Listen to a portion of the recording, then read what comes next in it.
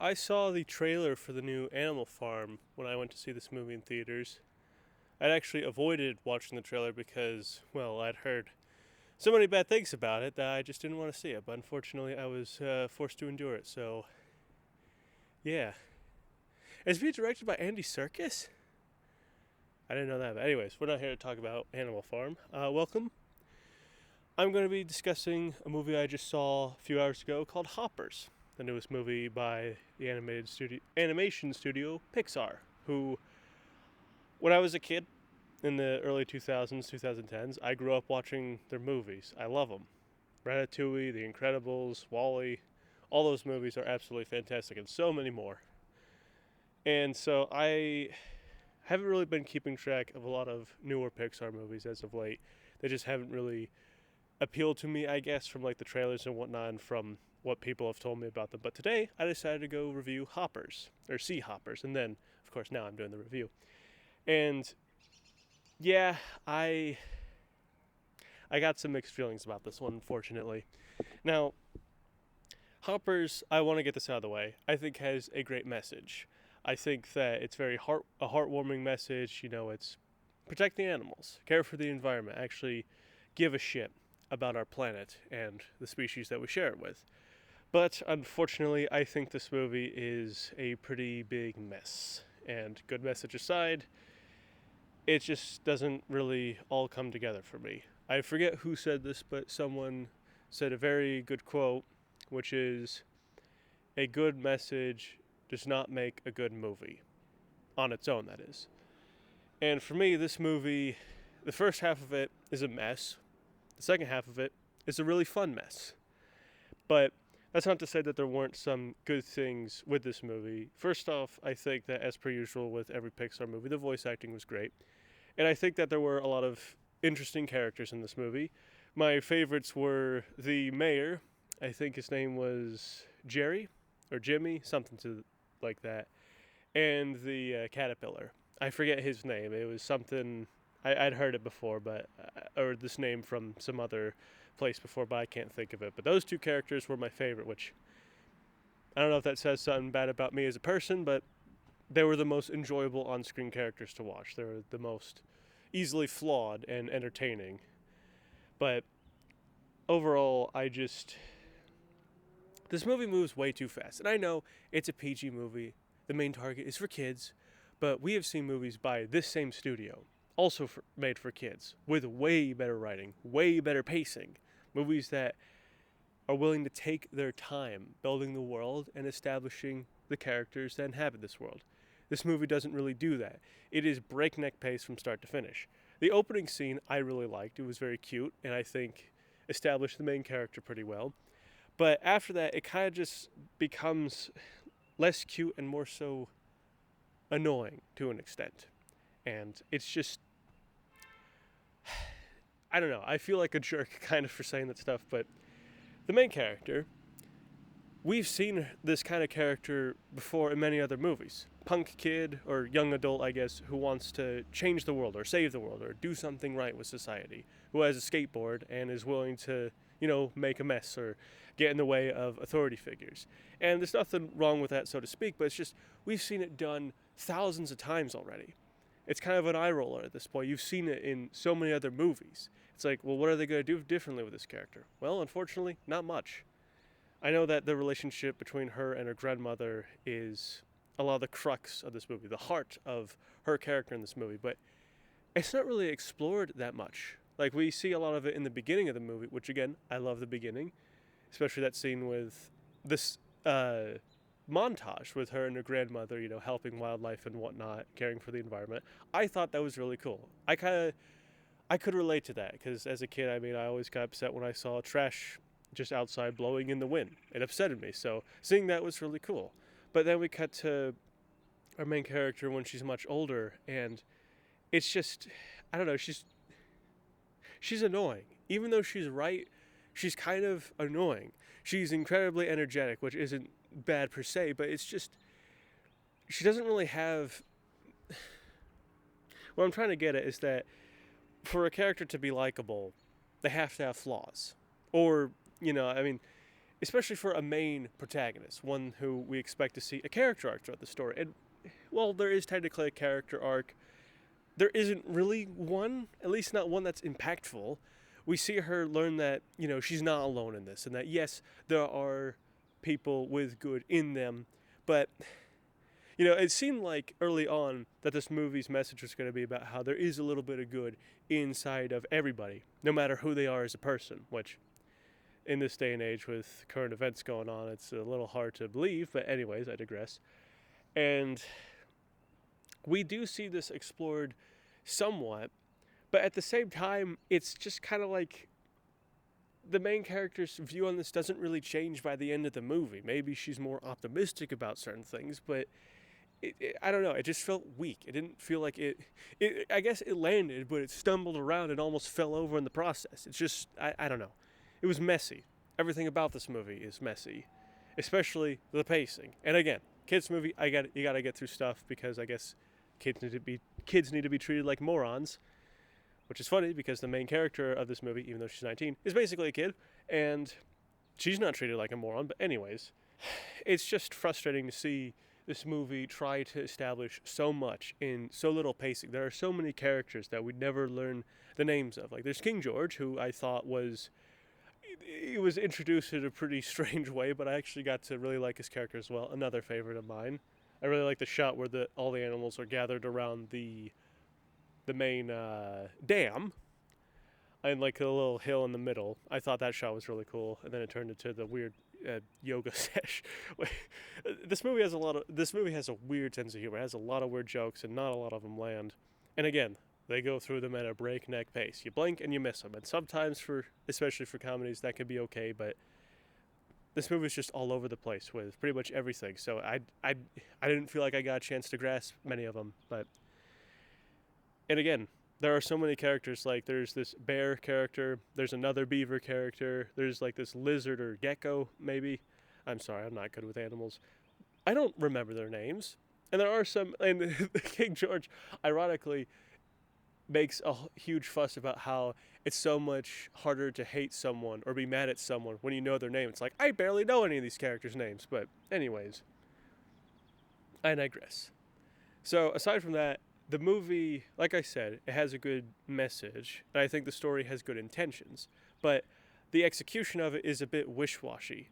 There are multiple times where we cut to a scene where you've seen it 1,000 times before. The main character is feeling down, and they go into a sad monologue or something, or rant to one of the other characters, and then suddenly they make up, and things kick back off, and we get the end of the movie.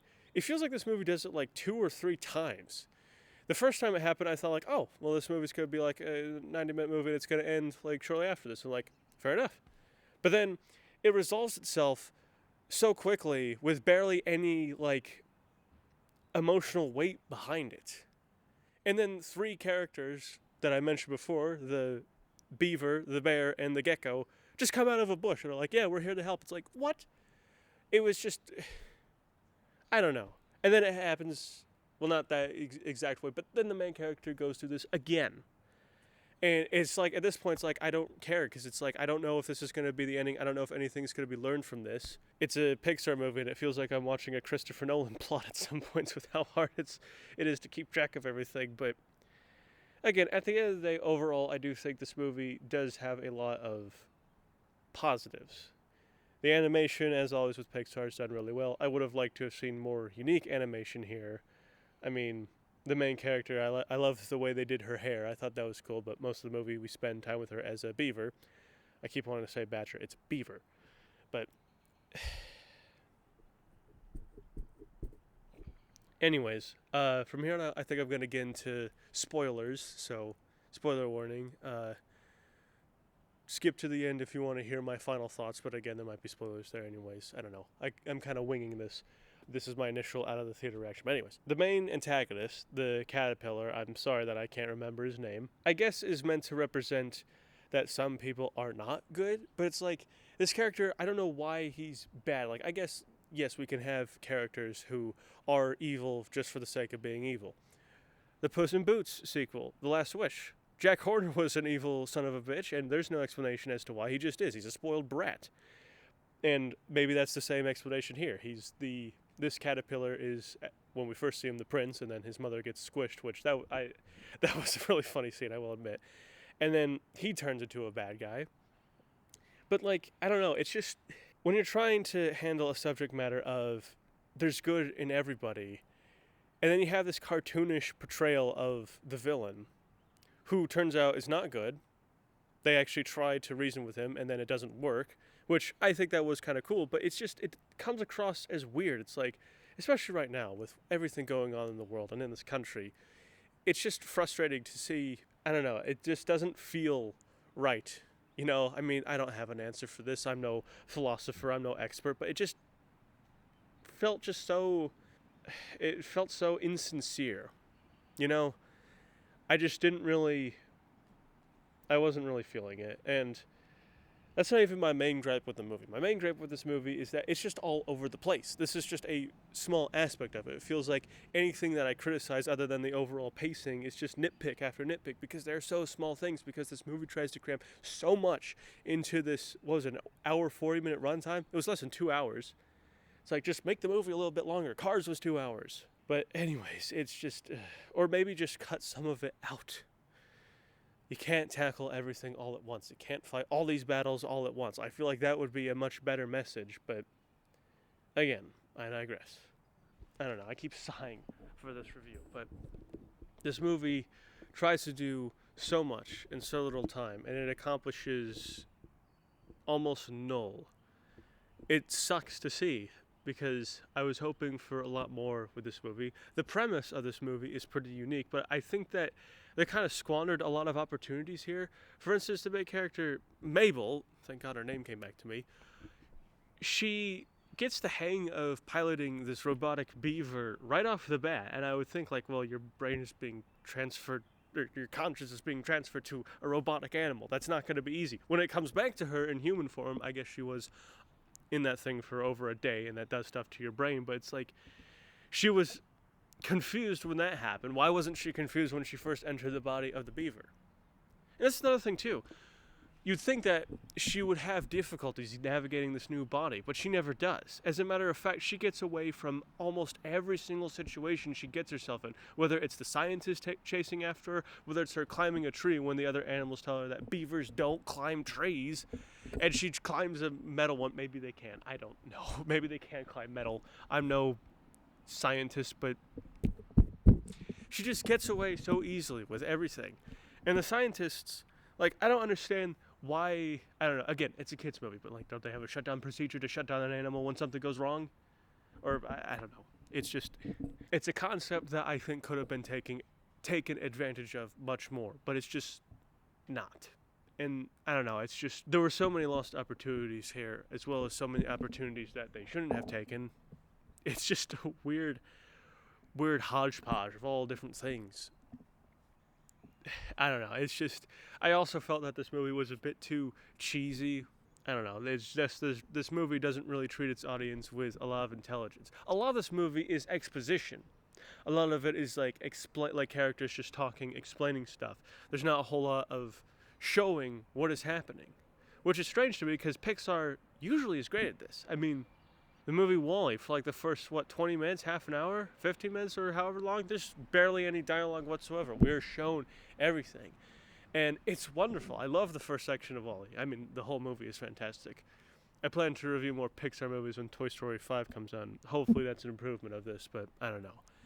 It's just, I guess, like with studios and good things, they don't last forever. And unfortunately, I think that this movie, well, not absolutely terrible. Again, I do like the concept here, and while I do think it was kind of squandered in execution, there were some fun things about it. There were a lot of good comedic scenes.